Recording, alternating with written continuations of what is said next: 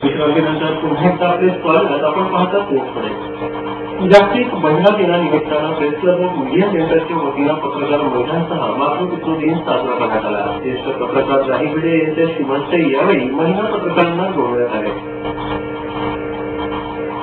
आकाशात भरारी मारणाऱ्या महिलांना आता पुरुषांनीच अधिक बळ देण्याची गरज आहे. प्रत्येक क्षेत्रात महिला पुरुषांच्या बरोबरीनं कर्तृत्व गाजवत आहेत, परंतु त्यांच्या पायातील कौटुंबिक व सामाजिक मर्यादांच्या शृंखला तोडत त्यांना अधिक विश्वास देण्याचा प्रयत्न कुटुंब तसेच पुरुषांनी केला पाहिजे, असे मत ज्येष्ठ पत्रकार राही भिडे यांनी व्यक्त केले.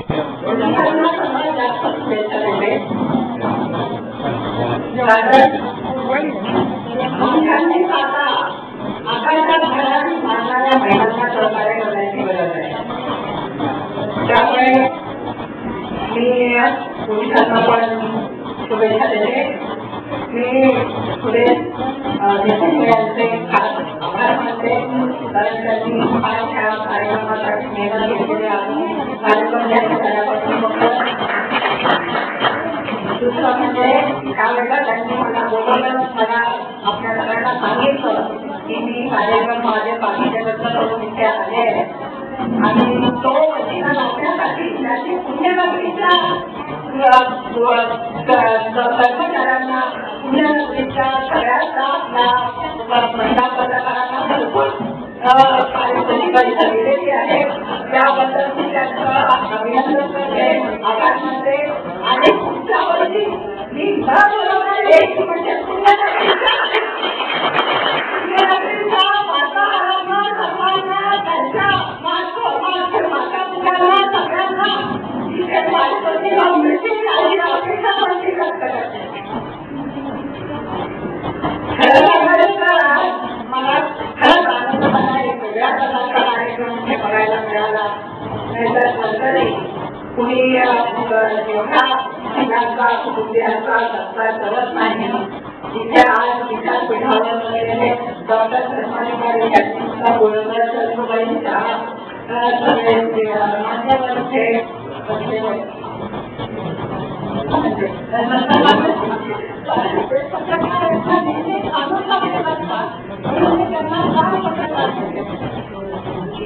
आपण सर्व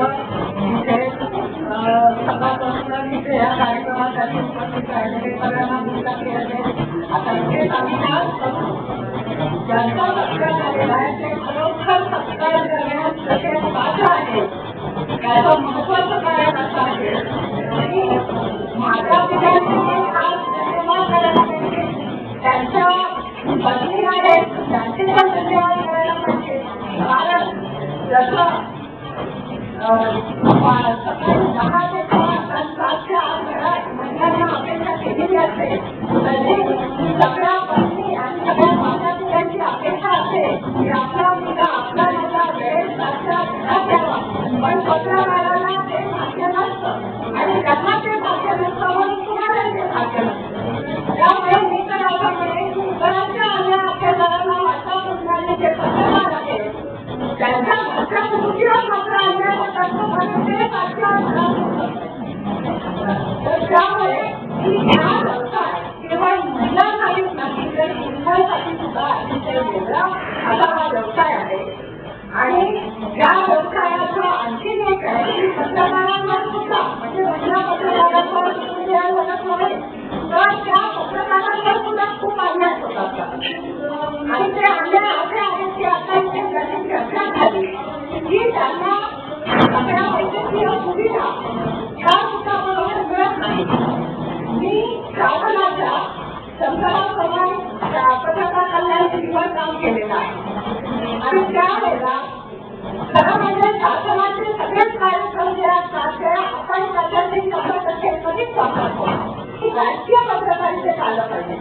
कारण आम्ही कारण काय आहे त्याचं महत्वाचं कारण असं आहे की आपण म्हणतो राजकारणाचा दर्जा खूप घसरलेला आहे, राजकारणाचा दर्जा राजकारण वाईट आहे, पण पत्रकारितेचं काम आहे की जे काही वाईट आहे ते सगळं चांगलं करणं हे पत्रकारितेचं काम आहे. आणि मग त्याकरता महिलांनी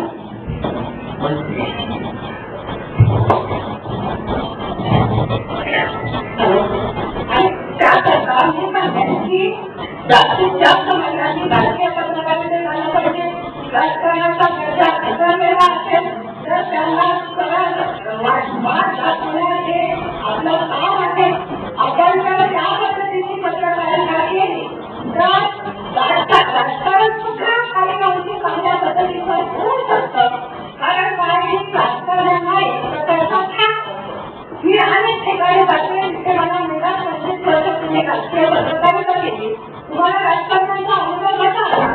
तर मी सांगते की आपल्या महाराष्ट्रातले राजकारणी फार चांगले आहेत, खूप समजदार आहेत, महिलांचा आदर करणारे आहेत. त्यांनी आम्हाला खूप आदराने वापरलेला आहे. म्हणजे खूप आदर करतात महिला पत्रकारांचा. सगळे राजकारणी कारण काय पत्रकार म्हणून आपला एक धाक असतो. त्यामुळे महिला पत्रकारांनी राजकीय पत्रकारिता करायची नाही असं काही मनामध्ये जर काही असं स्वतःला बंधन घालून घेतलेलं असेल तर ते ताबडतोब काढून टाकलं पाहिजे. आणि राजकारणाचा दर्जा जर खरोखर बोलायचा असेल तर जास्तीत जास्त महिलांनी राजकीय पत्रकारितेत आलं पाहिजे असंही मी या निमित्ताने आपल्या सगळ्यांना सांगू इच्छिते. मला समजून नाही ह्या सगळ्या महिला पत्रकारांना सांगणे कारण आम्ही 25 वर्षाच्या आधीपासून अशी कामं करायला सुरुवात झाला. आमच्या घरातून चांगला सपोर्ट मिळाला, चांगलं समर्थन दिलं, आमच्या कामाचं कौतुक केलं, आमची बातमी छापून आली, आमचं नाव छापून आलं, लेख छापून आलं की आमच्या घरातल्या लोकांना त्याचं कौतुक वाटायचं की आपल्या मुलीचं नाव छापून आलं. तसं आपण जर अशा पद्धतीची प्रगती करणार असू, चांगलं काम करणार असतो तर आपल्या आमच्या आईवडील तुमच्या आईवडील काय केलं तर त्यांना सुद्धा कौतुक वाटेल तुमचं, तुम्ही जर चांगलं काम केलं तर. त्यामुळे आपल्या सर्वांना मी हे मुद्दाम सांगेन की सगळ्यांनी चांगल्या पद्धतीचं पत्रकारितेत काम केलं पाहिजे.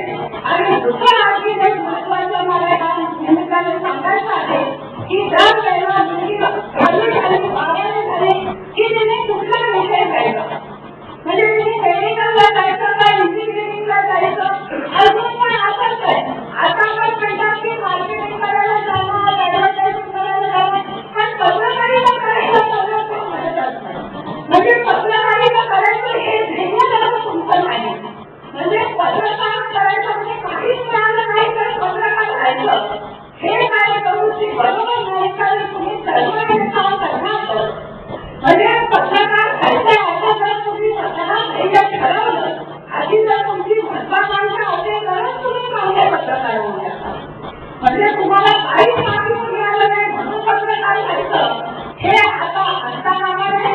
कारण आता पत्रकारितेमध्ये पुन्हा तुम्हाला पत्रकारितेचे कोर्स करायला लागतात, ग्रॅज्युएशन करायला लागतं, पोस्ट ग्रॅज्युएशन करावं लागतं, त्याचं ट्रेनिंग घ्यावं लागतं. इलेक्ट्रॉनिक मीडियामध्ये असाल तर त्याचा अभ्यास तुम्हाला करावा लागतो.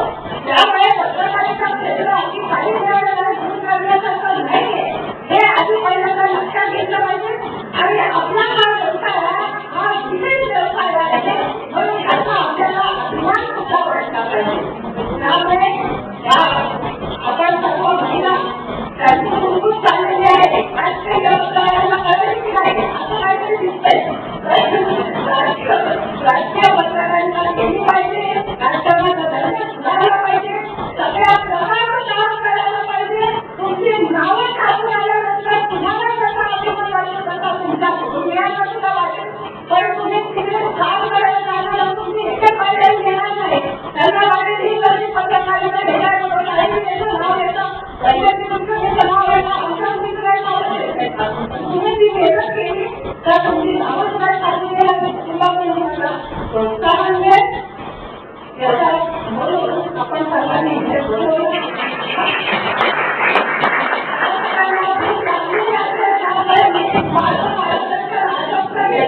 कारण आपल्याला आणखी एक महत्वाचं आपली अधिकारांकडे बोलणारे संपादकांचं राजकारणाचं आहे. सर्वांना त्यामुळे इथे थांबते. धन्यवाद. जागतिक महिला दिनानिमित्त प्रेस क्लब ऑफ मीडिया सेंटरच्या वतीनं पत्रकारिता क्षेत्रात कार्यरत असणाऱ्या विविध प्रसिद्धी माध्यमातील महिला पत्रकारांचा तसेच त्यांच्या कुटुंबियांचा सन्मान करण्यात आला.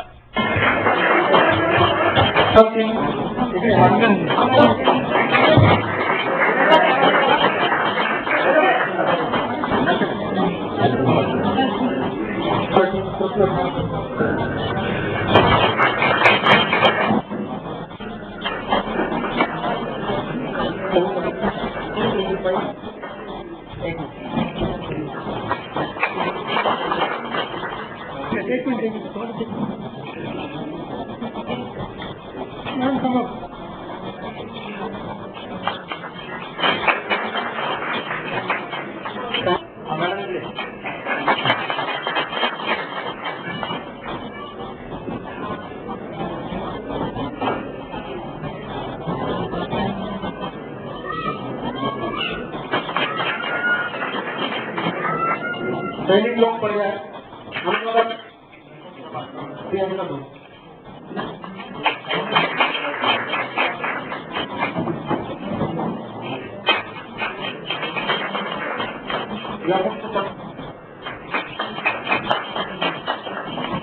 सैनिक लोग पड़ गए। सैनिक सम्राट भाग्यश्री कुलकर्णी, अश्विनी गायकवाड, सैनिक देशमुख माधुरी पत्तू, भारत सुजाता दास, सामने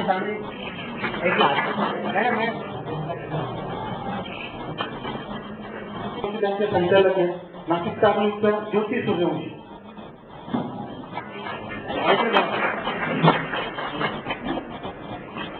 नाशिक तालुका निशा वाघळे,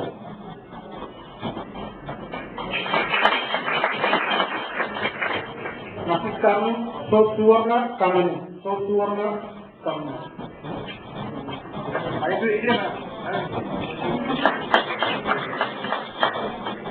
न्यूज नेक्स्ट चॅनलच्या सीमा वास्तवणे, न्यूज नेक्स्ट चॅनलच्या राजगुरू, सुवर्ण पाटील, अर्चना प्रियदर्शन सांगतात,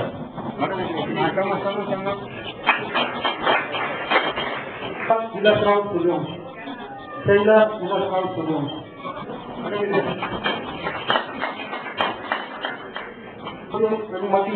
यांचं चॅनल आहे न्यूज टुडे.